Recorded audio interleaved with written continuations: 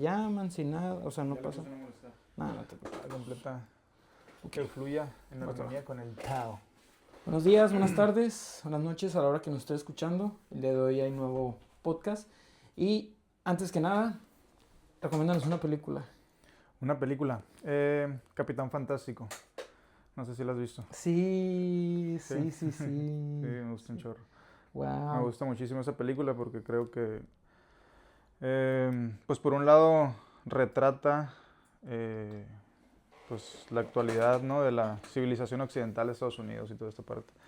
Y al mismo tiempo propone pues un nuevo esquema pedagógico, un nuevo esquema vital, Sí. ¿no? Se me hace bien chingona. Entonces, pues yo lo que le he revisado a la película ahí, ¿no? Es que pues el fundamento como filosófico de la película, o pedagógico inclusive, sociológico si le queremos poner también, está basado en la antroposofía de Rudolf Steiner, fue el que propuso eh, la pedagogía Waldorf, ¿no?, que es esta pedagogía que intenta superar la educación occidental, que se trata pues prácticamente de la memorización y de preparar pues alumnos o futuros trabajadores para el esquema capitalista, ¿no? Sí. Que no busca el desarrollo psicoespiritual del individuo, el sujeto de la persona.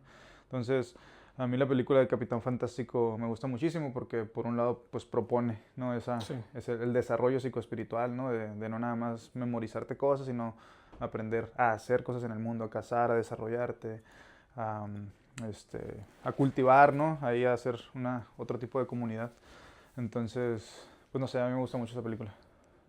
Lo que me parece muy interesante de esa película, que sí te propone, esto es lo, o sea, de cierta forma es mejor, pero después también te lo autocritica, ¿no? Te Claro, dice, mira cómo son incapaces de la sociedad a la hora de claro, socializar, claro. son incapaces de integrarse y es lo que se le puede eh, tirar al papá, ¿no? Claro, Como de, claro. oye, o sea, La incapacidad de adaptarse, ¿no? Sobre todo cuando está esta escena en donde uno de los hijos intenta, no sé, que está tratando de relacionarse con una ujú, chica, con una muchacha, no recuerdo cómo se llama, pero que tiene esta incapacidad para poder vincularse, sí. relacionarse, para poder relacionarse efectivamente, ¿no? Como que no sabe cómo. Fíjate que obviamente Ajá. las películas uno las ve y todo eso, y de repente hay cositas que a uno le resuenan, Ujú. o sea, como que te quedan, ¿no?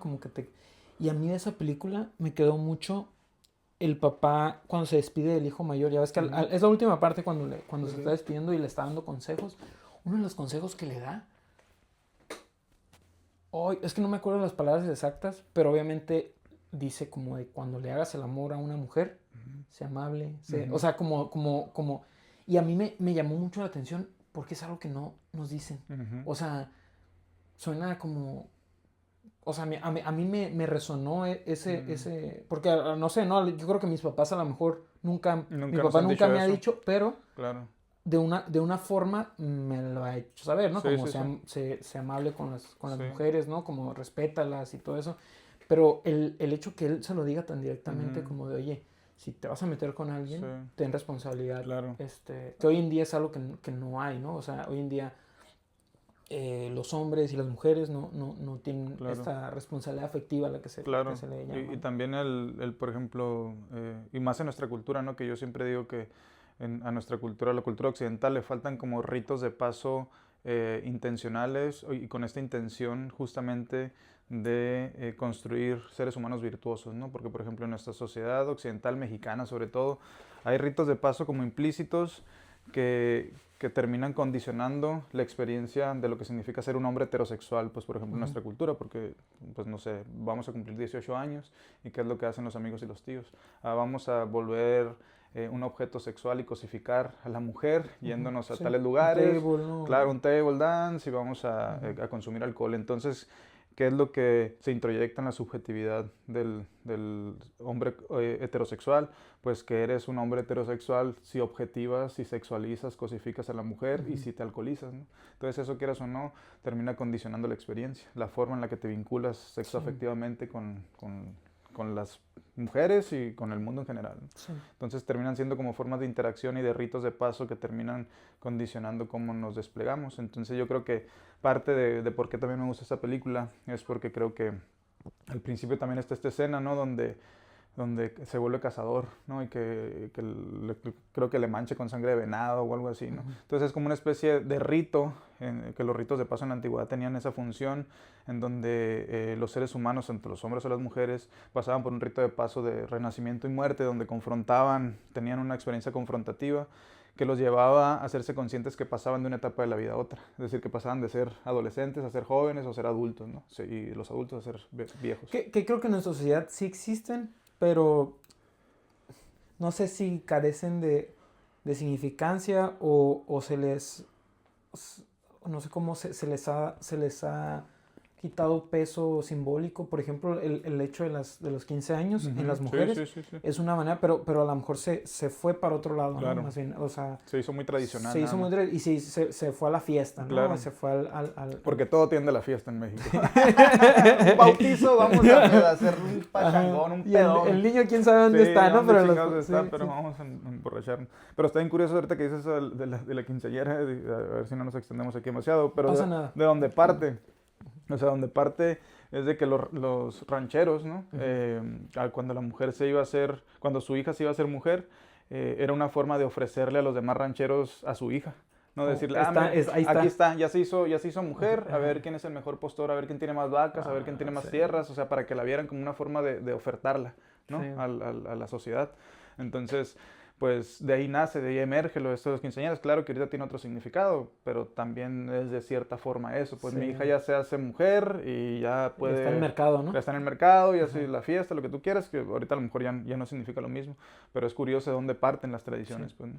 Pero es muy buena película, muy buena película. A mí me gusta mucho, la verdad. Y te digo, a mí eso, yo creo que eso es el valor de la película es no querer aleccionarte. Porque así como tomas, o sea, no toma partido hacia ningún lado, Claro, ¿no? Toma mira, aquí está esta propuesta, pero también tiene sus Claro. errores, ¿no? Y yo siempre he sido de la idea de el virtuosismo en algo no te sirve nada sin la habilidad de conectarte con las demás personas. Yo creo que eso es muy importante, la capacidad o la inteligencia relacional. O sea, creo que es algo muy importante, que yo creo que también la película utiliza ese contraste como un recurso literario, ¿no? Como para que entendamos el contraste de, esta es la cultura occidental, esta es la alternativa, ¿qué pasa cuando chocan estos dos mundos, ¿no? Aquí lo que yo digo, es la incapacidad de adaptarse, a tener un vínculo afectivamente con alguien, a lo mejor pues sí se nota ahí, pero también la otra pregunta que yo lanzaría es, ¿adaptarse a qué? ¿No? O sea, ¿qué es este mundo queriéndose adaptar a ese? Claro que en ese contraste, ese choque va a ser ahí como... Sí. Por ejemplo, también te habla, y digo, a lo mejor es de esas películas que vuelves a ver ya, por ejemplo, siendo papá, y la vamos a entender diferente. Porque también hay un miedo del papá enorme de soltar a los hijos. Claro, o sea, es como está bien, yo te voy a enseñar todo lo que tú ocupas. Sí. Y el americano también tiene estas famosas escuelas de... Porque yo no lo he visto en algunos... Bueno, no sé, pero estos que toman clases en casa, ¿no? Es el homeschool. Ajá. Ahí hay un tema que yo tendría mucho cuidado con con los homeschool, porque normalmente pasa que los niños crecen justo sin una conciencia o una capacidad o habilidad social, ¿no? Que se vuelven inadaptados de repente, o sea, que les cuesta trabajo adaptarse a los vínculos o generar, ¿no? Y eso es lo que termina pasando. Es que la escuela, al final de cuentas, sí aprendes a relacionarte. Claro. Aprendes a relacionarte y es lo importante. Sí, voy a veces... revisar tantito nomás. Tú sigue hablando, no pasa nada. Sí, a veces termina... Sí. Ahí está. No, sí, pensé que... Sí, yo creo que a veces inclusive termina siendo más importante la inteligencia relacional y social que otra cosa. Sí. O sea... Pues es el ejemplo clásico de...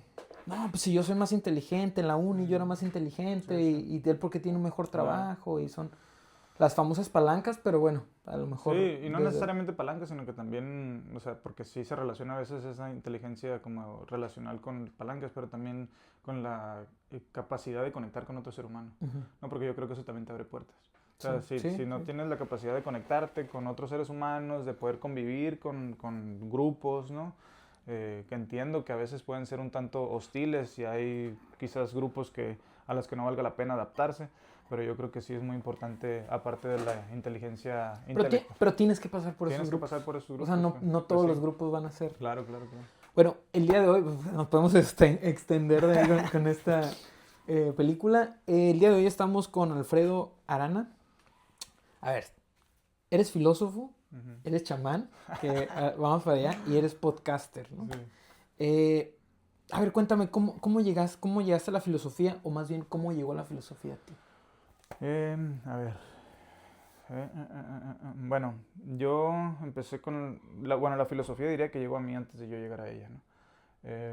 Bueno, no sé, es que ahí es un tema. Pero bueno, el punto es que entré en una crisis psicoespiritual, Okay. ¿no? De preguntarme, para que se den una idea, pues antes de dedicarme o hacer estas cosas que hago ahora, antes pues yo jugaba fútbol, ¿no? Inclusive llegué a jugar fútbol profesional, tercera división, lo que tú quieras, en Obregón, fui tricampeón nacional y la madre. Mi sueño era... Eres muy bueno, o sea, eres muy bueno sí, sí, sí. jugando. Ahorita no sé si Ya juegas, ya ¿no? me has visto ahí pateando la bocha. Sí, sí, sí. Medio hacha, pero ahí andaba. Entonces, bueno, eso, y crecí en un contexto también cultural, digamos, pues de la narcocultura en Sonora, ¿no? A pesar de que nací en Ensenada, me crié en Obregón, Sonora. A los 14 años yo quería ser narcotraficante.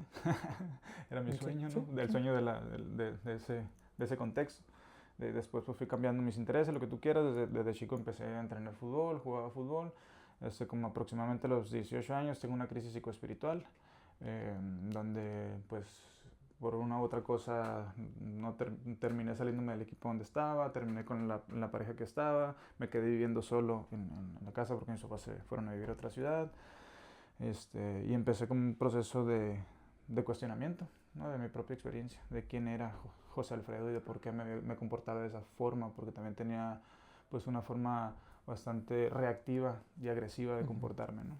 Me peleé muchísimas veces en aquellos años. Sí. Tengo una cortada de navaja acá, un manoplazo por acá. Entonces, nada que ver, ¿no? Con las prácticas o con el despliegue existencial que tengo ahora, ¿no? Pero digamos que me empecé a hacer muchas preguntas, empecé una búsqueda por respuestas, ¿no? Pero, o sea, empiezas a tener toda esta crisis. Ajá. Y, o sea, ¿qué es lo diferente que pasa en ti? Porque siento que me describes a una persona, pues no común, ¿no? Sino como Muchos, ¿no? muchos. Muchos que les ¿Qué puedo dar fue diferente en decir, me voy a cuestionar Me voy a y me voy a... porque creo que eso es lo difícil y creo que eso es lo que no hace mucha gente. Yo creo que sostener, o sea, lo que yo sentí es sostener la pregunta. Yo creo que fue diferente en mí. O sea, que yo no quería encontrar una respuesta inmediata, sino yo sostenía la pregunta. Por ejemplo, 3 preguntas que me hice en ese momento es ¿quién soy? ¿Qué hago aquí? ¿Y qué sentido tiene esto? ¿No? Así. Entonces yo me acuerdo que todos los días me quedaba a dormir arriba de la casa donde vivía, miraba las estrellas, ¿no? Me ponía a preguntarme ¿qué es esto? ¿Qué es la realidad? Sí. ¿Por qué estoy aquí? ¿Qué sentido tiene esto? ¿Para dónde voy? Empecé a cuestionarme que si había vida después de la muerte, ¿no? O sea, ese tipo de preguntas que calaban, ¿no? Pero que no me apuraba, digamos, a tener una respuesta, ¿no? Okay. No quería la respuesta, sino quería la pregunta. Entonces es como, ¿qué es Pero esto? ¿por qué querías la pregunta? O sea, que se me hace interesante. Porque creía que cualquier respuesta era superficial. Okay. O sea, porque sentía que cualquier respuesta era superficial y era artificiosa. O sea, en el sentido de que eran respuestas ya dadas por la religión, por la ciencia, por lo que tú, aunque en ese momento no lo articulaba así. Pero Querías como una nueva respuesta pues, que nadie te... quería como algo, como un saber de primera mano. Okay. Algo que yo encontrara por mí mismo, ¿no? Algo que calara dentro de mí, que realmente tuviera un sentido para mí. Entonces empecé como esa indagación interna de mi personalidad, de mi conducta primeramente, ¿no? ¿Por qué me comporto así? ¿Por qué tengo...? Primero pues empecé a dejar de tomar porque tomaba alcohol, dejé de escuchar la música que escuchaba, empecé a escuchar otra música, empecé a leer, ¿no? Empecé a leer, En ese tiempo pues fumaba cannabis, empecé a fumar cannabis. Para mí el cannabis fue mi primera maestra, yo podría decir así, aunque ahorita no fumo nada, ¿no? Pero me ayudó a mí. Y que tú dices, ¿no? ¿Qué fueron las variables en ti? Pues es que en mí se conjuntó una crisis psicoespiritual por rupturas en mi vida, la soledad y el cannabis. Pero esas tres variables, si se los das a otro, van a ocasionar otra cosa. Sí. ¿No? Entonces, Sí. en mí tuvo ese efecto, ¿no? De yo cuestionarme, de sostener y de pasar mucho tiempo solo y cuestionándome cosas. Y fíjate, lo de la pregunta me llama mucho la atención porque siento que es algo que la mayoría, y yo creo que me incluyo en esa mayoría, no estamos a gustos con las preguntas. O sea, las preguntas para nosotros, o sea, para mí hacer una pregunta es tener una respuesta, Sí, sí. ¿me entiendes? Y para todo mundo yo creo que es incómodo sostener una pregunta. Claro. Ya, quiero responderla, ¿no? Sí, quiero, sí, sí. Quiero respuestas, ¿no? quiero respuestas Sí, ya. y Pues. claro, y más en la actualidad y en la época en la que vivimos de respuestas bastante pues simplificadas y lejos del misterio, ¿no? Porque pues si tú le preguntas a ChatGPT te va a hacer todo un ¿no?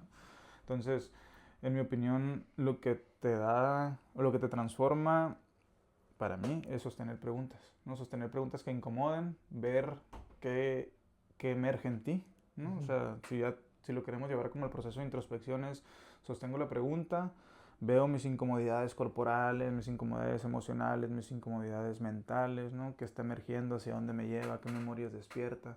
Pero sin buscar, sin querer una pregunta inmediata. O sea, es un proceso de alquimia interna, si le queremos llamar, ¿no? A lo que Jung llamaba el alquimia. ¿Y en qué momento sueltas la pregunta?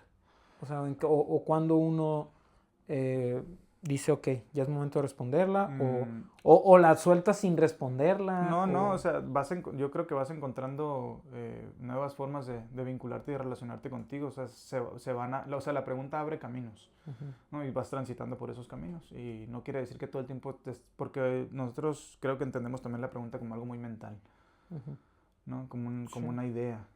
¿No? Como lenguaje, ¿no? Como un Yo siento lenguaje, que, como una construcción de lenguaje. Entonces, yo sí creo que hay preguntas que emergen desde otra parte, ¿no? Como de un cuestionamiento pues más existencial, misterioso de la vida, ¿no? Sobre, pues claro, yo puedo preguntarme aquí qué hay después de la vida, ¿no? ¿Qué existe después de la vida? ¿Qué pasa cuando morimos, ¿no? Y pues inmediatamente se me pueden venir un montón de ideas de filósofos de lo que han dicho, de lo que dicen las religiones, de lo que dicen los filósofos, de lo que dice la ciencia, ¿no? Porque también la ciencia de pronto parece que se vuelve una respuesta fácil. Sí. O sea, se vuelve una respuesta fácil, que la ciencia ya tiene una respuesta sobre. Entonces, yo creo que esas respuestas y esas preguntas siguen siendo mentales. Pero yo siento que si sostenemos una pregunta como a ver qué pasa, ¿no? Como la sostenemos desde aquí y empieza a notar, ¿no? Empieza a emerger algo novedoso en mí. Digamos que la pregunta empieza a hacer que cambien cosas en tu vida. Es una especie de respuesta. Es una especie de respuesta sin respuesta, pues, ¿no? O sea, empiezan a cambiar cosas en tu vida con solamente sostener la pregunta. Entonces, a mí, por ejemplo, la pregunta sobre la muerte, ¿no? Que más allá de saber o no saber qué pasa, me ha llevado a reorganizar las prioridades en mi vida, por ejemplo, ¿no? Entonces... ¿Qué piensas de la muerte? ¿Hay algo después de la muerte? ¿Qué es la muerte para ti? Yo creo que sí tenemos que revisar como todas las creencias que subyacen en nuestra cultura con respecto a la idea de la muerte, porque eso hace que suframos o no suframos, ¿no? Entonces, yo creo, en mi opinión, por experiencias que he tenido yo, ¿no? Experiencias mías, que no quiere decir que sean válidas o no, yo creo que esto no se acaba aquí. O sea, siempre me pregunto y pasé por un tiempo de muchísimo ateísmo, ¿no? De muchísimo cuestionamiento de las estructuras religiosas, de lo que nos ha vendido la religión, etcétera, que eso tampoco me servía. Entonces, pues empecé a hacer prácticas que me llevaran al contacto con la muerte. O sea, por ejemplo, que estuve enterrado toda la noche. No sé si ya te había platicado. Sí, creo que me llegaste a contar. Entonces, estar enterrado toda la noche, ¿no? Y ver qué es lo que emerge ahí en mí, los miedos que tenemos sobre la muerte, qué es lo que va a pasar, qué es lo que eso, qué es lo otro. Me remitió un montón de cosas de mi vida, me fui hasta el vientre materno, ¿no? Estando ahí en esa experiencia interna. Pero en mi opinión, no se acaba aquí, ¿no? Pero, por ejemplo, como Sócrates, ¿no? Que cuando Sócrates le van a dar la cícuta, cuando le dicen que o se tiene que ir exiliado por estar malinformando o alebrestando a los jóvenes. Le dice, o te tomas la cícuta, que es un veneno, o te exilias de Atenas. Pues él prefiere tomarse la cícuta. Y todos sus discípulos estaban tristes porque Sócrates iba a morir y él estaba feliz.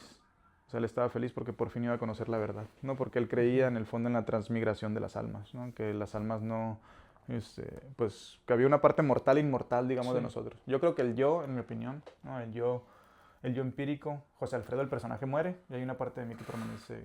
O sea, ¿te da miedo morir o no? Es una preguntota.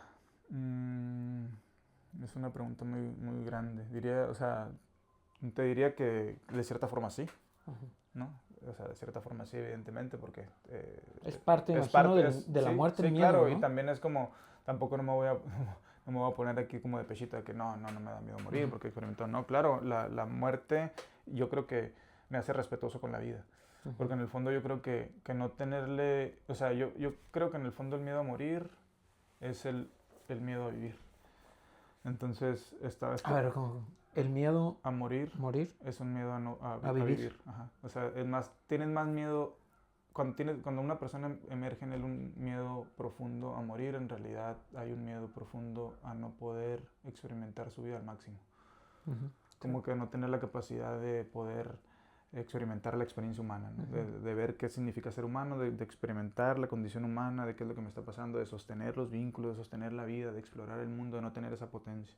Entonces, en mi opinión, el miedo a morir tiene que ver con ese miedo a no vivir, o sea, no vivir intensamente, no disfrutarlo, no transitarlo, ¿no? O a no hacer lo que, pues algo, no sé, lo que se supone que deberíamos de hacer aquí, que es que, no sé, pero que es algo que tiene que ver, en mi opinión, con la evolución de la conciencia, la evolución del ser humano, etcétera, ¿no? Que venimos aquí a ver qué chingado significa este mapa, ¿no?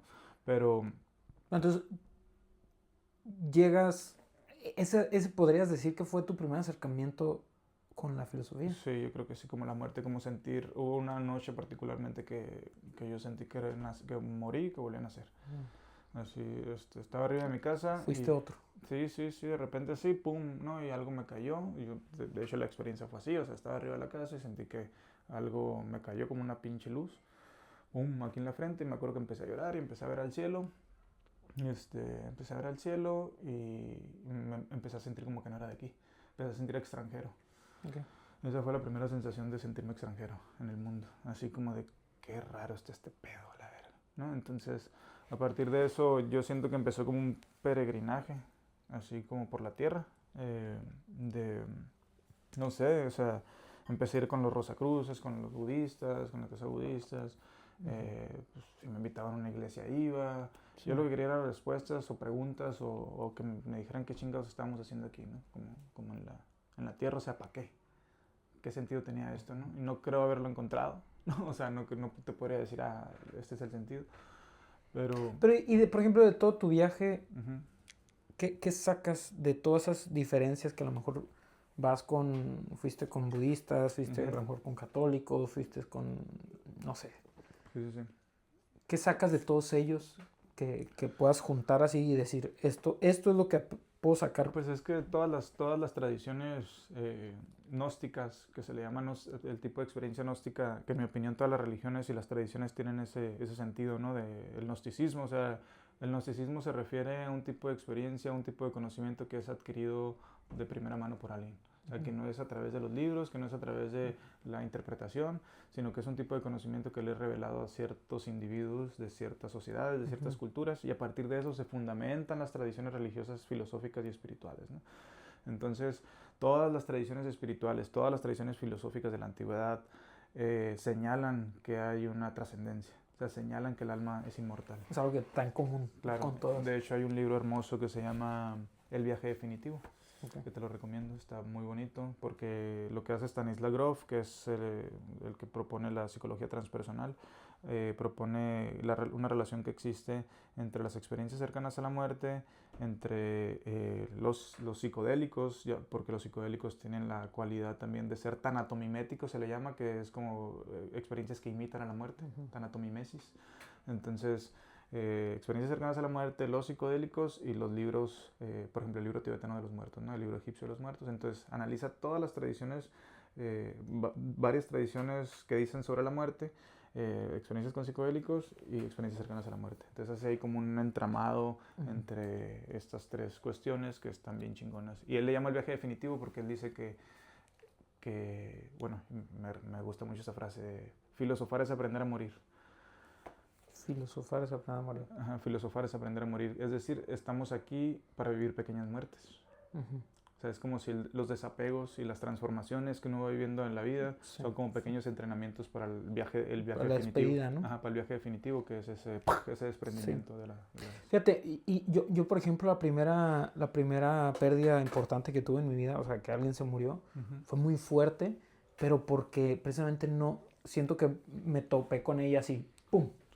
O sea, no hubo un antes, como a lo mejor de lo que estás diciendo, no hubo una preparación, yo creo que ni siquiera filosófica, ¿no? O sea, a lo mejor la religión no está tan mal en ese sentido de, o sea, si lo hiciera bien, de ir preparando incluso a los feligreses pequeños para esos momentos, ¿no? Pero no lo hace, o sea, está enfocada como en otras cosas y es donde digo, órale, qué importante hubiera sido que hubiera tenido algo de herramientas para toparme a ese evento tan fuerte que es la pérdida de alguien, ¿no? O sea, sí, porque yo creo que sí, como dices, ¿no? En nuestra cultura está ese rollo raro donde no se habla de la muerte porque la vas a atraer, ¿no? No hables de la muerte porque la vas a atraer y al mismo tiempo una alabanza con el Día de los Muertos, ¿no? Y al mismo tiempo una perspectiva religiosa de la muerte te va a llevar al infierno, te va a llevar al cielo, ¿no? Entonces son como tres ejes en los que gravita el tema de la muerte ahí, ¿no? Que no se quiere hablar de eso, se festeja, pero como de risa, se juega con ella, y al mismo tiempo la perspectiva de la muerte de, cuando te mueras te vas al infierno, te vas al cielo, que yo creo que hay que tener cuidado con eso. Y entonces dijiste, voy a estudiar, porque estudiaste filosofía. Ajá. ¿Cómo fue? O sea, llegas y es que es diferente a una escuela a, por ejemplo, no digo, pero se me ocurre, ahorita has de haber avanzado mucho o visto mucho más en filosofía que a lo mejor en lo que estuviste en tu escuela, ¿no? Porque hablamos te lo digo porque sales de la escuela y te topas con el mundo y dices, es otra cosa. Sí, completamente distinto. Pues mira, yo por ejemplo cuando llegué a la UABC, la poderosísima UABC, a la cimarrona, pues yo ya había transitado como por estas cositas, ¿no? O sea, ya había pasado por esto. Ya tenía como... filósofo, pues en ese sentido, sí, ya ¿no? venía así como con las preguntas. Sí, ya tenía como con 4 años así mira, ahorita ya lo cuento así, pero en ese momento la neta yo lo describo así como un desgarramiento existencial. O sea, como que yo me sentía completamente desgarrado, o me dan respuestas. O sea, yo volteé a ver a la vida, volteé a ver a lo que sea que haya en la vida como inteligencia suprema, como inteligencia, como un fondo inteligente de la realidad y decirle, no sé qué chingados seas vida, pero me dices qué chingados estoy haciendo aquí o no sé qué chingado va a pasar, pues, ¿no? Pero venía encabronado. Sí. Venía encabronado y pues yo ya venía así como con esas preguntitas. Entonces...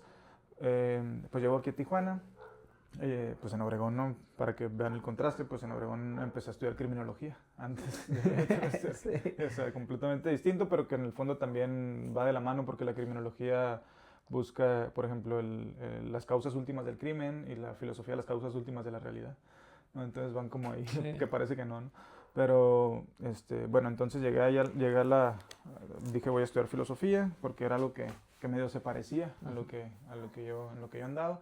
Y pues me topé con pared cuando entré a la carrera. No sé qué chingados es esta madre, o sea, era una maquila. Ajá. Así es una maquila. O sea, te enseñan la filosofía de una manera muy... Sí. Y de hecho, pues ahorita estoy estudiando algo que es el curso de acompañamiento filosófico con Mónica Cabalé. Está en España, pero lo estoy estudiando en línea. Porque justamente el acompañamiento filosófico hace una distinción entre la filosofía teórica y la filosofía operativa, ¿no? En este caso, por ejemplo, la filosofía teórica como pensamiento histórico de la filosofía, como un saber académico que no instruye en ningún sentido el ser, ¿no? Entonces, la pregunta aquí es, ¿por qué la filosofía académica en este caso dejó de seguir o de perseguir la sabiduría? ¿No? ¿Qué es la sabiduría? Entonces en la antigüedad la filosofía emerge como una necesidad de hacernos sabios, ¿no? De apuntar hacia eso, de reconocer nuestra ignorancia, pero apuntar hacia la sabiduría, ¿no? De buscar, de por lo menos iniciar la búsqueda, lo que decíamos ahorita, la pregunta, ¿no? Entonces, en la filosofía académica, pues era una maquila de hacer reportes de lectura. Léete esta madre, hazme un reporte de lectura, sobres, ¿no? Léete este otro, güey, relaciónalo con esto. ¿Y cómo te califican ahí? Sí, pues, O sea, pues así, güey. O sea, no les interesa en lo más mínimo lo que digas, simplemente con que cumplas con el formato APA, ¿no? Lo cual ya hay un montón de críticas, ¿no? Hacia el sistema académico, lo que yo le llamo el academicismo, lo que se le llama también como las falacias del educacionismo, ¿no? Que nos hicieron creer que teniendo un rango académico íbamos a ser alguien en la vida, íbamos a tener un estatus, lo que no, económico, lo que tú quieras. Y la misma carrera de filosofía también trae un estigma, ¿no? De que son los marihuanos, Sí, de que no hacen nada, de que son inútiles. Ajá. Porque la verdad es que eso también es un tema occidental, o sea, de nuestra cultura estrictamente, donde donde la filosofía dejó de tener que ver con la vida, ¿no? Pero en la antigua Grecia no era así, o sea, en todas las tradiciones antiguas tenía que ver todo con la vida. Y tiene mucho que ver que no entra en el esquema capitalista, ¿no? Claro. O sea, el sistema no te va no te puede ubicar en un puesto. Sí. Entonces te dice, pues, entonces Claro. no entras, ¿no? En mi... Sí. O sea, yo tengo una maquila y por ejemplo, ¿no? Se me ocurre, los psicólogos, mira, los psicólogos los podemos acomodar en RH. Pero ¿y los filósofos en qué parte van de este proceso de producción? Claro. O sea, Lo raro es que cuando, por ejemplo, yo también pienso eso, ¿no? De que de cierta forma no pueden encajar, pero lo raro es que se tuvo que construir toda una industria para que cupiera el filósofo. O sea, la industria de los papers científicos, la industria de las revistas académicas, ¿no?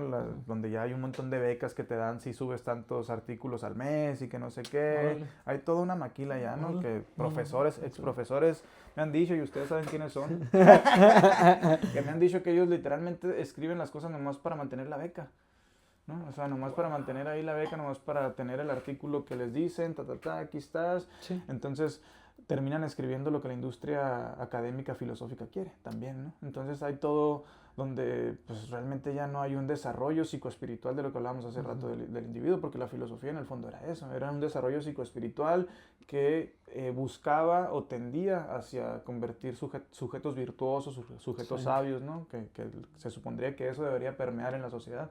Pero la pregunta aquí que a mí me arroja con eso es una pregunta que tiene Mónica Caballé, que dice, ¿dónde están los sabios en nuestra cultura? O sea, ¿por qué en nuestra cultura no hay sabios? No está esa figura del sabio y no tenemos por qué vernos o imaginarnos al sabio como si fuera Yoda, ¿no? Como si fuera así, no necesariamente.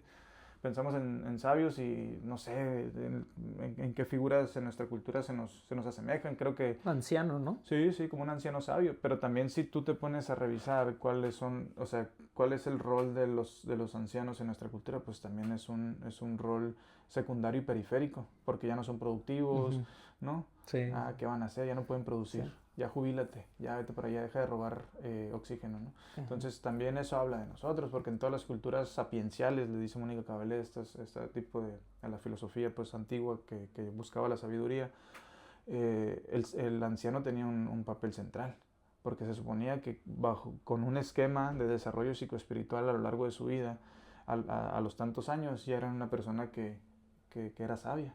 En cambio, en nuestra cultura no es así. O sea, no podrías decir que necesariamente los ancianos son sabios. No, de hecho, yo creo que si ahorita preguntas, híjole, va a estar muy dura la respuesta de la sociedad que piensa de los ancianos. Sí, o sea, sí, va a estar más dura de lo que la piensa la gente. Sí. Yo creo que sí hay por el concepto de productividad. Claro, de productividad, de funcionalidad, ¿no? Entonces imagínate, pues las personas que vienen a México por primera vez y que se encuentran a los sabios a los ancianos siendo paqueteros. Y es como, ¿qué está pasando? O sea, yo entiendo que tienen que mantenerse funcionales y todo, pero pues ni siquiera le dan unas condiciones laborales dignas, ¿no? Entonces es como para que en la India, por ejemplo, ¿no? Lo que hablan de las 4 etapas de la vida en la India, pues en esa edad ya es para que las personas tuvieran las condiciones materiales aseguradas y pudieran retirarse a cuestionarse cuestiones más existenciales o pensar en la muerte, pues ya por ejemplo, no, a ver qué es lo que sigue, qué es lo que tengo pendiente en mi vida. Creo que le evitan, ese es el problema. Por todo lo que hemos estado hablando, Sí. Es aterrador, ¿no? Pensar en la muerte, porque lo pensamos como un fin también. Sí. Como un fin, como que algo. Y curioso, digo, se piensa como un fin, pero ¿qué será? ¿No terminan de creerse el cuento o por qué le tienen tanto miedo? Porque yo he visto, por ejemplo, pues, personas muy religiosas, Ujú, o sea, digo, estrictamente del catolicismo, ujú. están aterradas de la muerte. Cuando de todas maneras su iglesia les está diciendo, viene algo mucho mejor, Ujú. pero, ¿qué es? Mm. ¿No se creen realmente ese Pues es cuento? que yo creo que es lo que te digo, o sea, más allá de cualquier religión y cualquier tradición y cualquier ideología que sigas, eh, buscar las experiencias directas de conocimiento, de experiencias de renacimiento y muerte, ¿no? Ujú. Entonces, pues al fin y al cabo, si a mí me dice algo la religión o me lo dice la ciencia, pues es lo mismo, o sea, porque no lo he experimentado de primera mano. Entonces, para eso, en mi opinión, sirven los ritos de paso, o sea, que es tener este tipo de experiencias en donde te pongas en cuestión, ¿no? Ujú. Donde pases por un Sí. momento de transición y te sientas que te está llevando la chingada en pocas palabras, que te lleves como un límite interior, a un límite perceptual, ¿no? Donde se pongan en cuestión todas estas cosas y eso te permita por ti mismo conocer la realidad, ¿no? Por ejemplo, ¿qué le diría el Alfredo de ahorita al que empezaba a estudiar? O sea, si tú fueras tu maestro o tu guía, ¿qué le hubieras dicho a ese Alfredo? No, pues, o sea, así tal cual no me lo había preguntado, pero está chingón como el ejercicio. Pues que no se detenga, que no se detenga, que, que siga, o sea, que siga buscando, pues sí que va a encontrar parte de lo que está buscando, ¿no? O sea, en experiencia O vivida. sea, el mensaje es tú sigue. Sí, tú sigue y confía. Sí, yo le diría confía. De hecho, si hiciera el ejercicio como que mi yo del futuro también me lo está diciendo ahorita, me diría lo mismo. Pero, ok. Como que sigue y confía. O sea, confía en la vida, confía en que hay un fondo inteligente de la realidad que te sostiene y que estás sostenido por la vida. Y Qué interesante sería de repente vernos, ¿no? O sea, sí, sí. poder vernos incluso físicamente, porque yo creo que sí, o sea, está muy interesante, ¿no? Yo siempre me imagino cuando un ejercicio pues, que yo tengo es, me imagino que dentro de mí hay un niño y dentro de mí hay un anciano. Ujú. Cuando tengo que dialogar con uno, dialogo con uno. Cuando tengo que dialogar con otro, dialogo con otro, ¿no? O sea, cuando me estoy haciendo demasiado amargado, dialogo con el niño. Me estoy tomando las cosas demasiado en serio, dialogo con el niño para jugar, para volverme juguetón, para tener flexibilidad, no para ver, hostia, güey, esto es madre, es un juego, no túmbate de rollo. Cuando estoy viendo las cosas demasiado superficiales, demasiado jiji, jaja, a ver, güey, ¿qué onda? Vamos a hablar con el Céntrate. viejito acá, a ver qué pedo que te diría, no, pues vas por aquí, por allá, ¿qué te dirías a ti mismo? No, pues esto y esto, o inclusive cuando tengo que tomar alguna decisión en mi vida, Ujú. ¿no? Alguna decisión pues radical o importante, pues trato de acercarme ahí a un ideal de sabiduría, ¿no? Que pues, Sí. son construcciones, imágenes internas y juegos que uno se hace como para poder darle sentido a las cosas, pero que pues a mí me funciona, o sea, para ahí esas imágenes de... Pero está bien chingón eso que dices porque lo de poderse ver, porque es lo que pasa en la película de Interestelar, ¿no? Del tercer acto, Ajá, sí. o sea, donde la temporalidad se vuelve espacio, ¿no? Donde tú puedes navegar por el tiempo, o sea, Sí. esa quinta dimensión como si fuera pues un lugar en el espacio, es como si pudiéramos caminar al pasado, caminar al futuro, ¿no? Y pues tú yo del futuro que te estaría diciendo pues ahorita también, ¿no? Las pequeñas señales o movimientos de vida que te hace de pronto por irte abriendo camino, como que por ahí no pendejo, pum, Sí. ahora pues por acá. Pero fíjate, está interesante, por ejemplo, la famosa escena de no, que le está Ujú, gritando al no te vayas, sí. no te vayas. Está interesante que así debería ser, no poder tener contacto, Eso es, incluso, o sea, no puedes interrumpir porque así era, claro, ¿me entiendes? sí, O sí, sea, sí. no Hay cosas puedes. en las que no puedes intervenir. Ajá. Y eso está bien chingón, aprender a no intervenir en la vida. O sea, porque con ese tema de querer tener siempre el control, de querer tener siempre la respuesta, Ujú. la terminamos estropeando más a veces. O sea, nos terminamos Sí. interponiendo de más en la vida. Y a veces yo estoy también en una etapa y en unos días y semanas de rendición. de, de que puede contradecir todo lo que nuestra industria nos dice, que es lucha. Lucha, no te rindas. Y ahorita estoy en Ujú. una etapa de rendición. Es que es bien importante eso. Y es una cosa que no se nos enseña. Yo siempre he sido. O sea, yo debe haber un equilibrio, ¿no? Sí. Pero no nos enseñan a que a veces está bien decir, no puedo hacer tal Sí, cosa. sí, sí. No, o sea, no. O sea, Es que madurar es decir, puedo, pero prefiero no hacerlo. ujú. Pero te digo, está peligroso porque Sí. también eso se convierte en no hago nada. Pues sí, esa es la otra, ese es Sí, el otro sí. lado, ¿no? Es el Sí, otro lado. Y hay que, en qué situaciones se aplican estas respuestas, ¿no? En qué situaciones específicas. un libro que nos recomiendas. Un libro que les recomiende.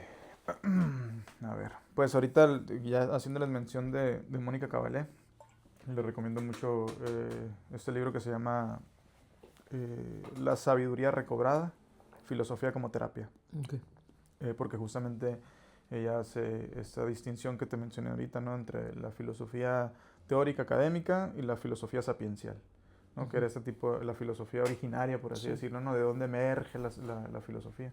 Entonces, pues empieza a hacer todo un recorrido ahí de cómo la filosofía en la antigüedad no tenía nada más que ver con la razón discursiva, con la creación de elementos académicos. O sea, tú te imaginas a Sócrates o a Platón citando en formato APA y escribiendo un pinche ensayo, pues no, evidentemente no. O sea, ellos buscaban, o ellos tenían un contacto directo con el cosmos, con la realidad, ¿no? Con algo que estaba vivo ahí, ¿no? Veían el cielo, veían la naturaleza, se preguntaban por su propio cuerpo, ¿no? Y buscaban, ¿no? Este desarrollo pues, psicoespiritual de lo que venimos hablando. Entonces, La actualidad es que uno piensa por ejemplo, tú eres una persona muy letrada y, y yo creo que al escucharte hablar se escucha, ¿no? Se uh-huh. escucha que habla, que lees mucho y que sabes todo eso, pero digo, al menos a mí me consta que también tu sabiduría viene de lo vivencial, o sea, Uh-huh. sí, o sea, no son solo palabras, pero allá hay mucha gente afuera, muy leída, Sí. muy letrada, que no Que no tiene ese sabe nada. conocimiento. O sea, Sí, sí. tiene lo que dices, o sea, tiene citas, tiene Un montón de cosas, de conceptos. todo eso, ajá. Y pues no, o sea. No, sí. Sí, es lo que pasa. Yo tengo ahí grabado unos episodios y cosas así, ¿no? En Spotify y en una parte hago la mención de la egoteca, ¿no? Que a veces pues hay personas que porque tienen títulos universitarios, diplomas, lo otro, lo que tú quieras, saben manejar muy bien los conceptos, muy bien las ideas, te pueden aventar unos discursos bien chingones, pero estas personas no tienen contacto con la vida ni con la sombra, ni con su propia sombra, ¿no? O sea, no se han transformado, no, no, y también hay una distinción ahí entre lo teórico y lo práctico. O sea, claro que hay personas que me pueden hablar un montón de toda la teoría del tantra y del contacto sagrado y divino con otro cuerpo y de cómo eso se alquimiza. Pero al primer contacto con otro cuerpo te salen todas las ideas o el lenguaje pornográfico que traes, ¿no? Sí. Entonces como que pues una cosa es lo que sabes discursivamente y otra cosa es lo que aplicas y lo que has atravesado, ¿no? Entonces eso pasa también pues en la academia, ¿no? Que se vuelve discurso adornado, bien bonito. Pero también otra cosa es la vida, pues, ¿no? Otra cosa es cómo te relacionas con las personas, cómo te relacionas con las personas que quieres, cómo te relacionas contigo mismo, ¿no? Hace poco mi mamá fue a un curso de repostería. Y me comentaba. Me dice, había, o sea, como que había mucha persona que a lo mejor estudió, o lo que sea, pero no sabían. O sea, y mi mamá nunca fue a una escuela, pero digo, la vida y pues que hace panes y pasteles y todo eso. Y digo, órale, o sea, mi mamá a lo mejor no puede darle un nombre a tal cosa, pero sabe hacerlo. Y era lo contrario a lo... Sí. La titulitis que tienen, pues vivimos en ese rollo ahorita, pues titulitis, todo el mundo sale... pues que estudié tal carrera, estudié tengo tales cursos, adictos a los cursos y a los diplomas. Sí. Hay ahorita hay un... Hombre, saturación. Una saturación güey, así. de cursos. Y en realidad, pues, me ha pasado muchas veces y conozco personas, pues, que se han jubilado de maestros y salen y no saben hacer nada. O sea, no saben vivir, nunca entraron en contacto con nada, con la vida, con qué pedo conmigo, qué pedo con mis relaciones, qué pedo con mi pareja, qué pedo quiero vivir solo, quiero tener pareja, que la edad que tengo. Entonces es peligroso. Yo creo que es importante las dos partes, pues como un equilibrio, una síntesis entre la teoría y la práctica. Es algo que ahorita está pasando con los padres, no solo los míos, muchos casos de donde precisamente ese sistema de productividad, de repente, por ejemplo, los jubilados, es la gente que se jubila, sienten ya no eres productivo, y pum, caen todas las preguntas y no pueden con las preguntas, porque nunca se las... Entonces entran en una crisis todos los jubilados de ¿qué? ¿Y ahora qué? Se enferman. Claro. O sea, y es algo que yo ahorita lo estoy observando por el momento en mi vida en que estoy pasando, donde veo que ya los papás tienen esa edad, y yo es lo que veo con los adultos, ¿no? Sí. Que se están jubilando. O sea, no se han hecho preguntas, Claro. y la vida los está obligando a hacerse Sí, preguntas, sí. y la están sufriendo bastante. Claro. Sí, pues esa es la edad justo donde dicen, ¿no? De Rudolf Steiner, que te hablaba de la antroposofía, pues dice que como de los 63 para adelante, 60 para adelante, empiezan estas preguntas por la trascendencia, ¿no? Y a, digamos, a preguntarse o cuestionarse pues cosas que no se habían preguntado durante la vida, y es donde empieza a llegar. Yo creo que es muy importante que integremos también en nuestra vida, en nuestro mundo, aparte de prácticas para el buen vivir, prácticas para el buen morir también, ¿no? O sea, que empecemos a hacer acompañamiento, pues ese acompañamiento filosófico o lo que sea, pero donde personas adultas o jóvenes podamos explorar estas dudas pues existenciales que ¿Y hay podamos edad para la filosofía? Yo creo que no. ¿No? Yo creo que no. En cualquier punto de tu vida, Sí, cualquier persona. Cualquier persona, o sea, cualquier persona que...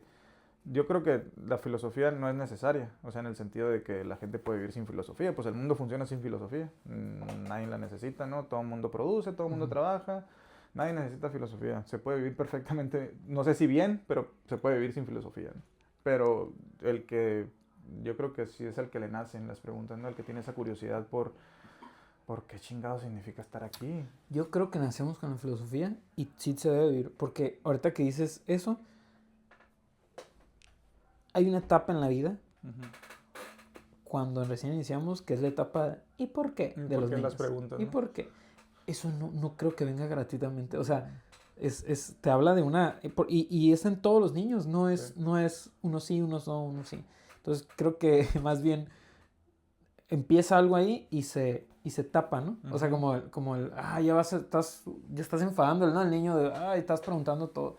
Entonces, o sea, cuando realmente tendría que germinar eso, ¿no? Tendremos que potenciar eso, pues, pero pues porque justo no en la sociedad occidental capitalista, si le queremos poner, pues la filosofía no es necesaria porque pues puedes producir y funcionar sin filosofía. Entonces, como esas preguntas no son necesarias o no son requeridas o no las ocupa el sistema para funcionar, pues las taponea, ¿no? Para que funcione. Tú que has viajado a otros lugares, allá es diferente. Culturalmente. Pues obviamente culturalmente sí va a ser diferente, ¿no? Pero me refiero como este concepto de la filosofía en la sociedad. Pues sí, hay lugares diferentes, o sea, pues sí hay sociedades, por ejemplo, que leen más que otras, ¿no? O sea, es más común, por ejemplo, allá en Cataluña ver más personas en los parques leyendo que aquí, ¿no? O sea, aquí el que lee es un rarito. Sí. Rarito acá. Y no en el parque. Y no en el parque. O sea, pues lees en tu rollo escondido acá, pues no, pero ya es como pues ir por la calle, estar comiendo algo solos, y leyendo. Hay un chingo de librerías por todos lados.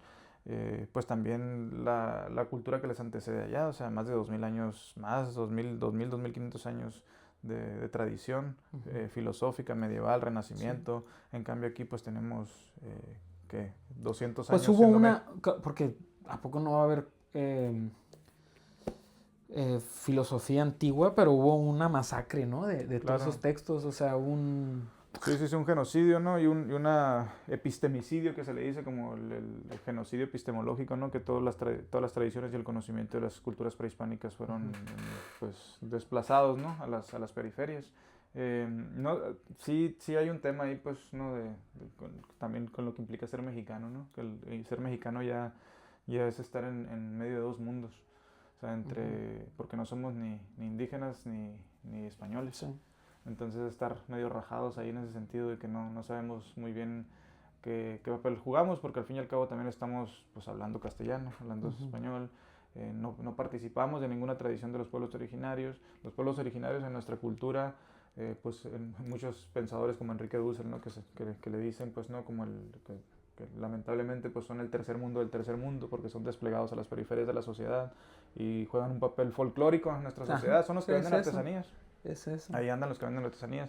Entonces también ser mexicano es raro, porque por un lado tenemos ese resentimiento a la colonia porque vinieron y desplazaron a estas culturas, pero nosotros también las terminamos pues desplazando, ¿no? Entonces es como pues ya una cuestión de clases sociales también y todo ese rollo. Te mencioné como chamán Sí. y me comentabas que era algo que no te gustaba. Ujú. No te gusta que te... O sea, yo personalmente te considero una persona, digo, yo te entiendo como un chamán moderno, ¿no? Sí, sí, sí. ¿Por qué no te gusta que te llamen chamán? Bueno, porque creo que la palabra chamán como que ha sido degradada por el movimiento New Age, de esta pseudo espiritualidad que hay ahora, ¿no? Que ya quien sea se nombra a sí mismo chamán, pseudo chamán, lo que tú quieras.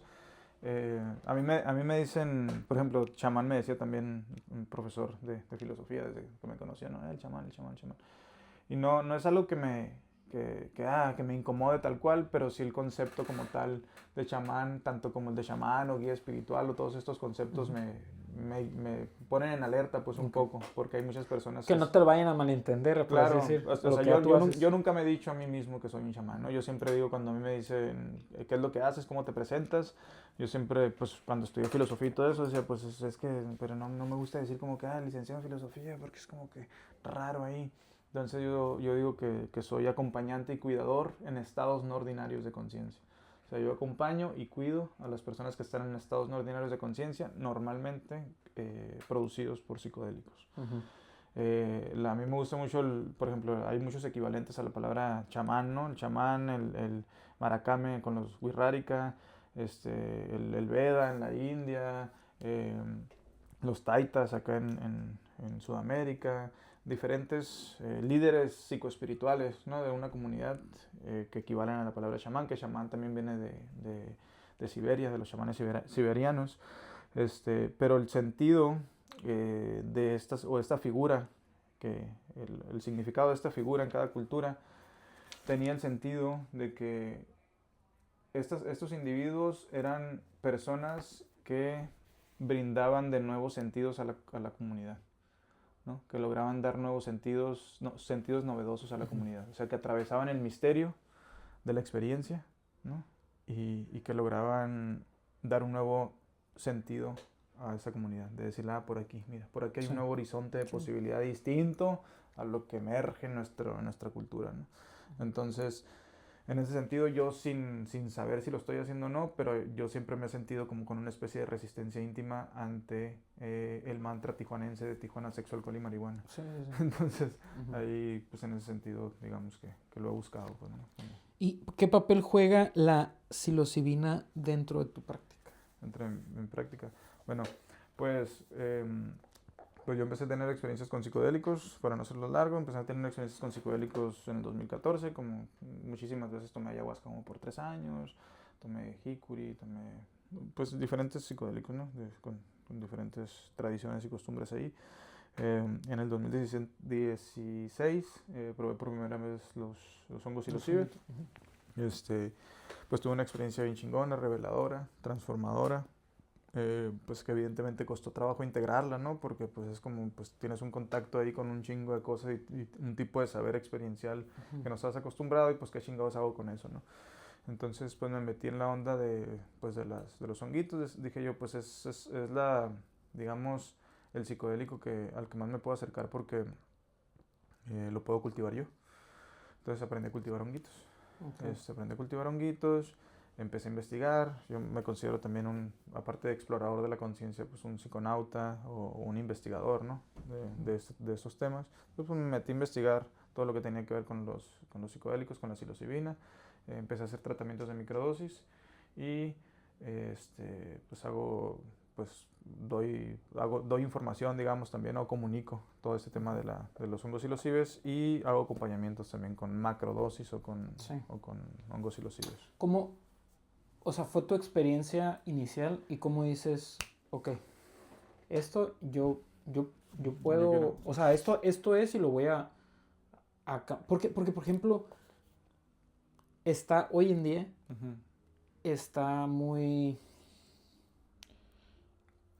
Ay, no sé cómo, se me fue pero se usa de modo recreativo. Sí, Están los chocongos, pues. Sí. O sea, es este asunto de se está usando lúdicamente. Pues sí, pues mira, yo también soy mucho, por ejemplo, de la idea de que más allá de que una sustancia, o sea, la relación que tenemos con las sustancias es dependiendo de para qué y por qué. O sea, en el sentido que algo puede ser veneno o puede ser medicina, Sí, ¿no? pues sí. Como dicen la palabra. Entonces, yo tampoco en este momento de mi vida al menos ya no tengo como esta idea tan cerrada con respecto a lo lúdico recreativo, porque también inclusive claro que si se usa de una forma responsable, pues pueden servir para la exploración de la conciencia, ¿no? Y tampoco creo que también una de las cosas que nos ha quitado nuestra cultura es esa capacidad de jugar, ¿no? Con la experiencia, de jugar con la vida, de explorar, de contactar. Si se hace de una forma responsable, a lo que me refiero es que no necesariamente tiene que ser de forma ceremonial. Ah, ok, ok. Si me refiero, o Ya, sea, no de sí. forma ceremonial ni terapéutica, sino que, a ver, vamos a explorar, ¿no? Ujú. O sea, vamos a explorar responsablemente, porque parte del enfoque que yo le doy a los psicodélicos es un enfoque de exploración de la conciencia, un enfoque filosófico a ver, vamos a ver qué hay, vamos a ver qué existe, vamos a ver qué se siente, ¿no? Vamos a ver qué encontramos dentro de nosotros. En tus... Es que fíjate, ahí es donde digo, yo te considero un chamán, Ajá. porque aquí es donde yo veo en tus acompañamientos, eh, permites, pero también guías. Ujú. Pero también guías hacia un... O sea, por ejemplo, el psicólogo pregunta Ujú. para llevarte a una respuesta. Ujú. Y creo que tú es lo que haces de otras maneras mucho más cañonas, ¿no? Ujú. Precisamente no verbalmente. Sí, sí, O sea, sí. no con el lenguaje, ¿no? Ujú. Incluso yo recuerdo sonidos, Ujú. recuerdo, ¿me Sí, sí, entiendes? sí. Y eso es, mira, y Sí, sí, es, sí. vamos para allá, Sí, sí, vamos sí, para sí. allá. Entonces, y es donde ahí yo digo, no, pues es que no está siendo un psicólogo, está Sí, siendo sí. un guía, ¿no? O Sí, sea, sí. estás porque dejas, pero también ahí estás, no sé cómo, Sí, no sí, sé. sí, acompañando. Yo creo que alguien que no ha vivido esto no me está escuchando Sí, y dice como de, no entiendo. sí, Pero sí. alguien que ya lo ha experimentado con un guía va a decir, claro. O sea, Sí, sí sí, sí. entiende como este asunto de, es como si yo sé que ahí estás, pero me estás dejando, ¿no? Y Sí, no sí, sí. estás, ni no te estás metiendo en lo mío, o No, sea, no, yo no. estoy aquí, pero ahí estás. Sí, Y sí, sí. siempre te voy a tener ahí como... Sí, sí. Sí, pero yo lo que hago, por ejemplo, es, y en este caso con lo que me dicen, ¿no? Más allá de que se use, ¿no? Recreativamente, que yo lo use para la exploración de la conciencia y que veamos, pues sí, evidentemente lo que yo busco en los acompañamientos es que pues la persona contacte con ese fondo de la realidad que le da sentido a su vida, ¿no? Con un fondo de sentido, ¿no? Con un fondo de, esto me hace sentir estas cosas y que contacte con su verdad, pues por así Sí. decirlo, ¿no? Entonces, yo al haber atravesado, pues, por diferentes situaciones como en la que tú estás en ese momento, pues sé lo que se siente, ¿no? Ujú. Entonces, yo siento que lo que yo tengo que hacer, más que decirte hacia dónde, perdón, es sostener, estar ahí contigo, hacer sonidos o elementos que te van llevando hacia allá, confiando en que dentro de todos nosotros existe una realidad última que Ujú. va a revelar en ti algo que Algo. es valioso, pues, ¿no? Entonces es como... Qué cañón. O sea, ¿cómo es para ti ser esa figura? O sea, siento que eres una persona que niega mucho. Es como en las películas, ¿no? Cuando dice, es que eres elegido y tú dices, no, No, yo no no, soy el no, no elegido. es... O sea, Como es, siento que eres algo así sí, como la... como que niegas eso me imagino que no solo yo te he dicho eso, Sí, sí, ¿verdad? mucha gente me lo ha dicho. Todos te han dicho como de, Sí, sí, a lo mejor en parte a lo mejor y me he cachado, ¿no? Como con la falsa humildad a veces, ¿no? De que, no, ujú, no es cierto, ¿no? También por un cierto cuidado del ego, ¿no? De no inflarse, bueno, también, sí, pero también hay otra parte que es, pues, de asumirse, ¿no? De ujú, asumirse con lo que, pues, hago o no hago. Pues para mí ser esa figura para algunas personas es responsabilidad, o ujú, sea, simplemente como, pues, no creerme más que nadie, nunca, pero sí saber que sostengo espacios. Entonces, el hecho de sostener espacios me hace darme cuenta que tengo que ser congruente en mi vida, en lo que hago, en cómo me comporto, o sea, en cómo me relaciono, ujú, en lo que está pasando dentro de mí. Entonces, sin pretender ser como un ejemplo vital ni nada de eso, es simplemente pues saber que hay una responsabilidad con mi propia vida. Y yo siempre digo, pues, que no sé cómo llamarle, que le podemos llamar aquí la vida o el gran espíritu o el fondo inteligente de la realidad que le dicen en la filosofía también, pues que sea mi testigo. O sea, que la vida sea mi testigo de mi caminar, ¿no? O sea, ujú. y yo sé, pues eso, saber quién soy, qué hago, por qué lo hago, y saber que desde ahí puedo sostener esos espacios y siempre pues buscar yo mismo, o sea, seguir confrontando mis asuntos. O sea, yo aunque tú me dices, yo te considero un chamán, yo por ejemplo, yo sigo yendo a terapia, ¿no? Te digo, si me siguen acompañando a mí también, yo sigo yendo a mis retiros a trabajar mis asuntos personales, mis asuntos que tengo pendientes, mis cosas no resueltas. Entonces, es esa responsabilidad y ese compromiso con la vida, pues de que, güey, pues sí estás sosteniendo espacios, pero tú también tienes asuntos pendientes. O sea, ¿y qué onda con eso, no? Sí, es muy difícil. O sea, yo dejé de dar terapia por eso. O sea, porque obviamente es algo, era consciente que se tiene que, pero se me empezó a hacer muy pesado. Sí, Es ¿cómo, tú cómo manejas? Hace poquito, bueno, un podcast anterior, lo grabé con una persona que se dedica a hacer masajes, ¿no? Pero masajes no, o sea, como terapéuticos. Masoterapia. Ajá. Sí. Y, bueno, más como fisioterapia. Fisioterapia. Ajá.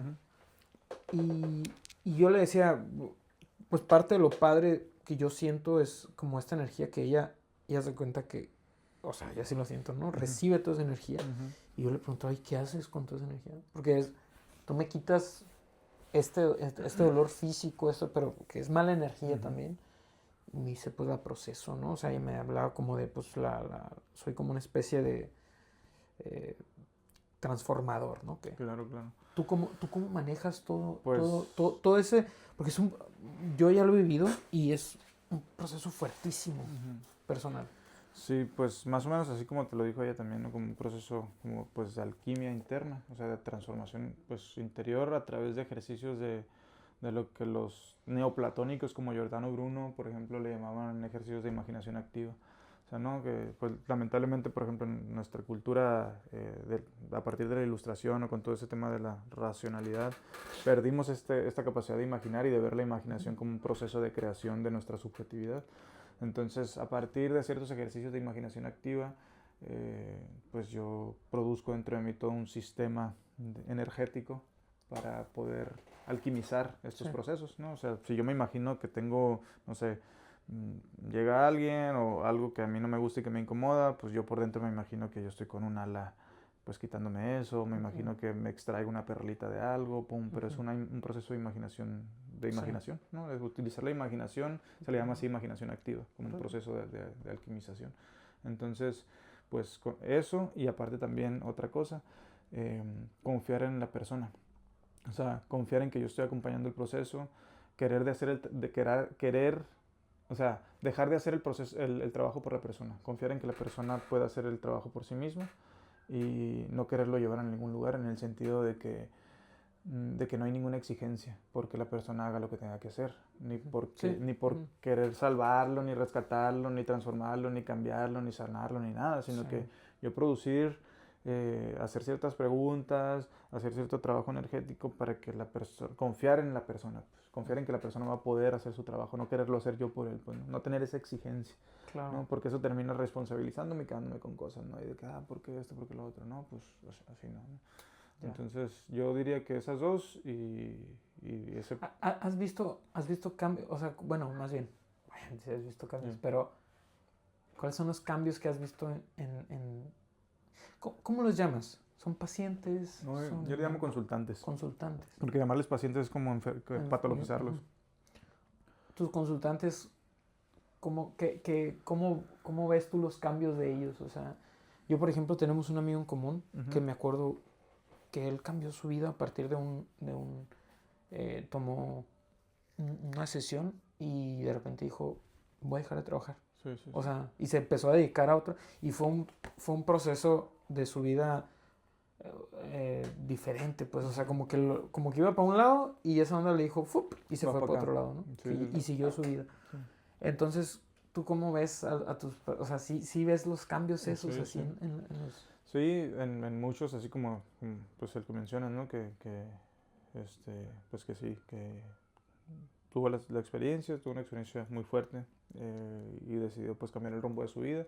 Pues personas desde lo más funcional y práctico de pues tenía una depresión que no me podía levantar de mi cama y ahora me puedo levantar de mi cama, ¿no? Que para eso pues es un exitazo ya para esa persona, poderse levantar, poder funcionar, poder relacionarse con la familia.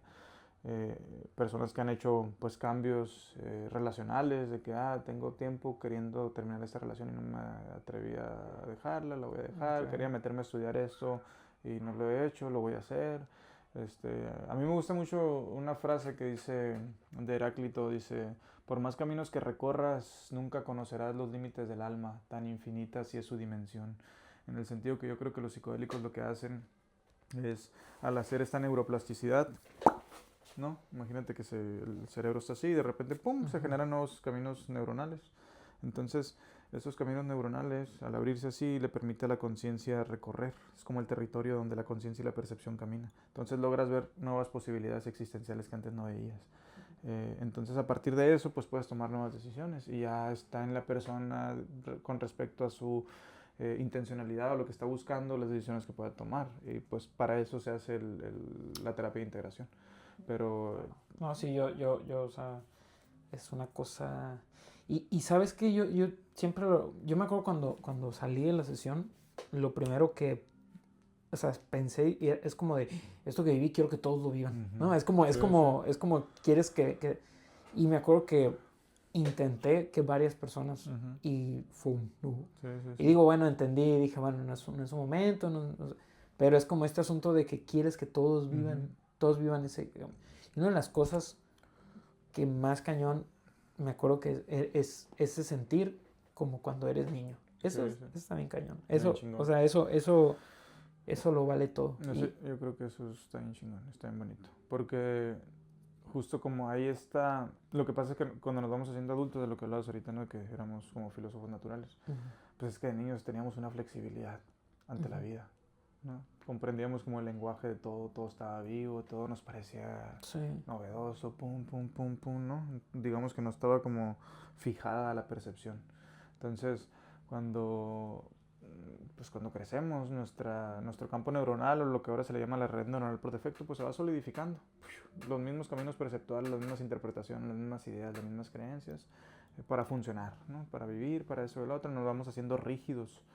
Entonces yo creo que lo que hacen los psicodélicos, como te dije, es la neuroplasticidad y neurogénesis, en este caso la psilocibina, y lo que te permite es una flexibilidad, por eso te sientes como niño, una flexibilidad cerebral, una flexibilidad cognitiva, una flexibilidad afectiva, no una flexibilidad experiencial de, ay, güey, o sea, siento que la realidad me parece que está vivo otra vez, parece novedosa, ya no me cuestiono tanto si esto sí o esto no, si debo, si no debo, sino que simplemente me permito que emerja la experiencia, ¿no? Entonces yo creo que esta experiencia que tú dices, que tú relatas, ¿no? De sentirse como niño, tiene que ver con la flexibilidad. Entonces, para mí un símbolo de inteligencia es la flexibilidad. O sea, yo considero, pues, la inflexibilidad, digamos, ¿no? Como un síntoma de, no sé si llamarlo ignorancia, de qué, pero de algo que no te permite, te vuelve sólido, pues, rígido, ¿no? Entonces, ok, ¿alguna canción? ¿alguna canción? O bueno, que recomiendes y que tengas alguna historia con ella. ¿No? Pues mira, yo creo que uno de los primeros maestros así de vida, pues a lo mejor para mí es Rafael Lechowski. No sé si lo has escuchado. Rafael Lechowski es un cantante, rapero español. Bueno, nació en Polonia y se fue a vivir a España. De hecho, él cuenta, ¿no? Que durante su vida tuvo que traspasar muchas fronteras escondido en la cajuela porque era migrante y la chingada. Entonces le causa mucho trauma, digamos, ¿no? La cuestión de las fronteras. Él vivió, primero pues entró al rap de Zaragoza, de España, ¿no? Todo ese movimiento que hubo allá con KCO, con Violadores del Verso, todos estos pues raperos castellanos, ¿no? Que marcaron toda una época. Entonces empieza él a integrarse esas dinámicas. Posteriormente pues tiene pues una crisis espiritual, se empieza a hacer pues preguntas, se va un año a vivir a la montaña, se lleva libros y se va a vivir a la montaña como Zaratustra, el de Nietzsche, y regresa escribiendo uno de los discos para mí más profundos, más poéticos y más filosóficos que hay, que se llama Donde duele inspira, que si tú te pones letra por letra, ¿no? A revisar el significado de esa rola, que de hecho daría para una clase la obra de Lechowski, está bien chingona, donde él inspira. En esa maqueta él habla y relata de todas estas pues crisis espirituales, de un nihilismo, una profunda misantropía, un odio hacia el ser humano y a la sociedad occidental, ¿no? Porque pues gastamos el tiempo en cosas banales y no en cosas trascendentes, etcétera. Sí. Entonces en ese disco él relata como esta parte, pero desde todavía un cierto resentimiento hacia la vida, ¿no? Cierto resentimiento hacia el mundo. Después en otro disco relata en Quarcisus, que tardó como, no sé si más de 10 años, una cosa así, en sacar otro disco. Ya es una parte más de liberación, como de purga. Y recientemente, creo que como no sé si en el 2015, o cuándo, no recuerdo, no, el 2020, no me acuerdo la verdad, pero sacó el disco de Canto de Amor a la Vida. Entonces, de pasar en las sombras donde él le inspira, a escribir un disco bien bonito, bien vitalista, donde ama la vida, ¿no? Hay una canción que yo muchas veces la ponía de himno, y se llama Himno de Vivir. Es una canción hermosa porque te das cuenta que su amor a la vida no viene de una ingenuidad. O sea, no viene de un optimismo tóxico como hay ahora, ni de un endulzamiento de la realidad, sino de un profundo descenso a las sombras y al inframundo, y sin embargo ama la vida, ama el mundo, ¿no? Y está conectado con un fondo trascendente de la realidad.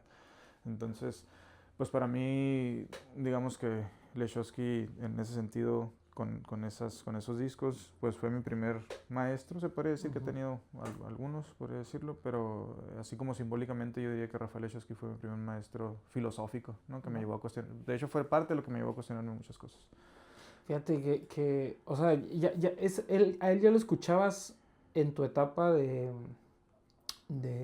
las dudas de inicio. Ahí lo empecé a escuchar. O sea, que digo, me pongo a pensar, ¿qué fue lo diferente que te hizo a los demás? Y a lo mejor fue la música, ¿no? A lo mejor fue la música. No sé si recuerdas, no sé si viste los Guardianes de la Galaxia, la 3. He visto una, no me acuerdo cuál, pero sí he visto una. Está bien curada porque en la última el malo es el que hizo al mapachito ¿no? Y resulta que el mapachito ese salió bien inteligente y era su creación y no entendía por qué él seguía siendo más y no salían igual inteligentes que él. Y la película nunca te lo dice, pero sí te lo enseñan, que el factor era la música. Que el niño estaba escuchando todo el tiempo música. Qué chingón. Y cuando lo hizo y cuando hablaba con él, había música de por medio en todo lo que... Y eso hizo que él creciera diferente. Yo sí creo que la música es subjetiva. Por eso sí hay que tener cuidado lo que nos metemos, ¿no? O sea, lo que consumimos, pues porque... Sí, pues que no es por nada lo del asunto de los narcocorridos y todo eso. O sea, dicen, no, ¿qué daño te puede hacer? No, sí te hace. Es que construye tu subjetividad. O sea, quieras o no, hay fetichistas de subjetividad, lo volvemos como algo aspiracional, que no quiere decir que que la narcocultura produzca más narcos, o sea, porque eso parte de unas condiciones materiales de carencia, ¿no? Lo que tú quieras. Si no estuvieran las condiciones materiales ahí, no tendría sentido. Pero sí se fetichiza, o sea, se vuelve un aspiracional, los niños empiezan a vestirse como narcos, quieren ser como narcos porque es la única forma de salir adelante, lamentablemente. Pero yo sí creo en eso. Incluso puede ser nada más estilístico. Claro. Y aún así estás dentro de eso, ¿me entiendes? O sea, si tú dices, no, yo no quiero ser narco, pero me gusta cómo se viste. Pues yo nunca he visto de lo chistoso, y siempre hago carrilla, pero yo nunca he visto ningún genio, ninguna persona inteligente que escuche, está bien raro, pues no, es como que, güey, ¿qué pedo? ¿Por qué se perpetúa pues esa cultura? Pues está bien raro, es como que, güey, está raro ahí ese pedo, ¿no? Pero sí hay que tener cuidado, y sí creo que hay un tipo de música, digo, no me voy a poner aquí elitista ni mamón de que pura música clásica, no, la neta no me vale verga, o sea, escucho rap, yo escucho lo que tú quieras, y está bien, pero sí hay que hacernos conscientes que sí afecta, o sea, sí dice algo de ti. Tiene un impacto. Dice algo de ti, tiene un impacto, pues. Última pregunta, ¿cuál es la mentira más grande que nos contamos como sociedad? Que la mentira más grande que nos contamos como sociedad... Ay, cabrón, pues es una pinche pregunta de lo que se me viene ahorita, y es de lo que estábamos hablando así, que se me viene de rebote, así, pum, la agarro. Yo creo que esa falacia del educacionismo. O sea, de que una sociedad, o sea, la pregunta que yo siempre hago, ¿no? Que las personas son pobres porque no estudian o no estudian porque son pobres. ¿Qué pienso yo? O sea, yo hago esa pregunta. Entonces es como la falacia del educacionismo en el sentido de hacernos creer que vamos a salir adelante con pura educación. O sea, que no, o sea, si no tienes las condiciones sociales, materiales, la infraestructura, no sirve de nada. Aparte, pues cuántas personas cuántos abogados en derecho, cuántos ingenieros están saliendo de las universidades y cuántos puestos hay. Lo que hace eso es malbaratar oferta y demanda, ¿no? Hay un chingo hay bien poquitos puestos y un chingo de personas esperando el puesto, entonces eso hace que dé condiciones miserables. Y ¿Tú cómo le haces? Porque te considero un rebelde, sí, un rebelde del sistema, ¿no? O sea, yo he visto cómo tú te has negado al sistema, pues, o sea, como que tiene coherencia todo lo que haces con tu modo de vivir, pero ¿cómo le haces? Porque es muy difícil, o sea, por más que quieras, no se puede. no se puede. Sí, pues yo lo llamo y me gusta mucho un libro también de José María Esquirol, es un catalán, que se llama Resistencia Íntima, el libro. Y yo creo que una forma me gusta mucho un libro también que se llama Esferas de la Insurrección, que se lo recomiendo, que habla de esa resistencia íntima. O sea, pues evidentemente no podemos salir, no podemos escapar del sistema y de esas condiciones, pero sí podemos resistir. O sea, sí se puede resistir. El detalle está cuando no resistimos. Y por eso creo yo que no, pues, no hay esos espacios o no cambian las cosas porque nos rendimos, porque el sistema lo que hace es secuestrar y capturar nuestra potencia vital y nuestra esperanza, inclusive nuestra posibilidad de imaginar un mundo diferente. Sí. Entonces, pues lo que hago yo es tratar, pues digo, desde prácticas que realizo y no realizo, hasta pues, mis formas de vida, o sea, trato de...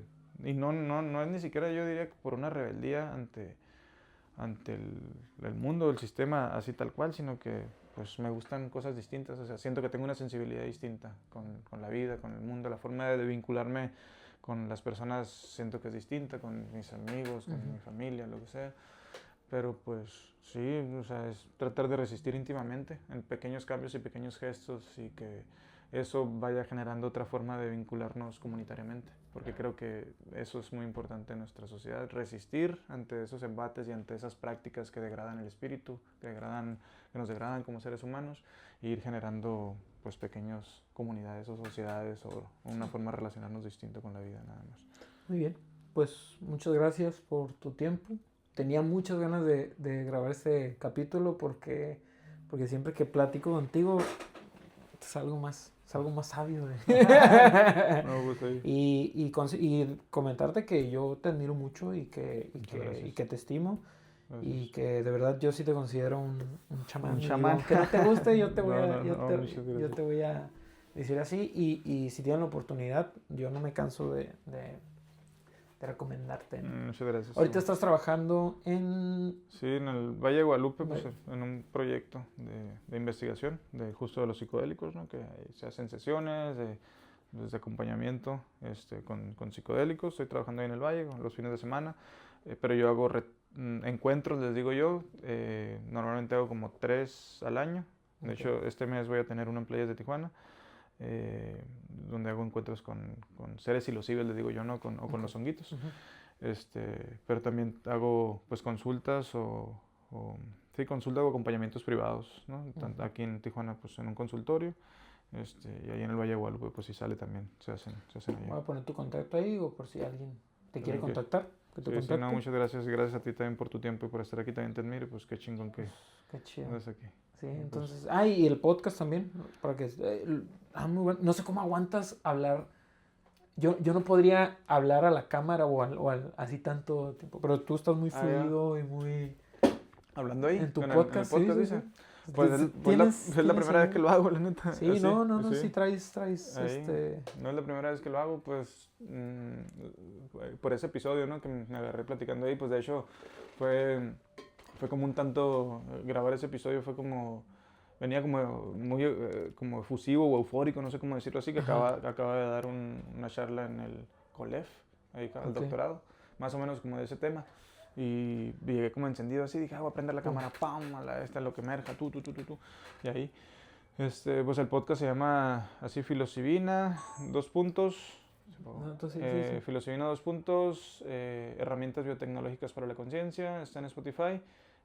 Tengo como 10, 12 episodios ahí, pero pues ahí seguiré subiendo pues contenido y pues cualquier cosa ya. ¿Por qué lloras? ¿Acaso no ves la belleza de la vida? La flor de aprendizaje que nace de cada herida. ¡Ánimo! ¿A qué temes? Tal vez a perder lo que no tienes. Morirnos más que hacerse hueco para otro que viene. ¿Por qué corres, peregrino? Calma ya tu fiebre. Sabe más del camino la tortuga que la liebre. Así que saborea lentamente.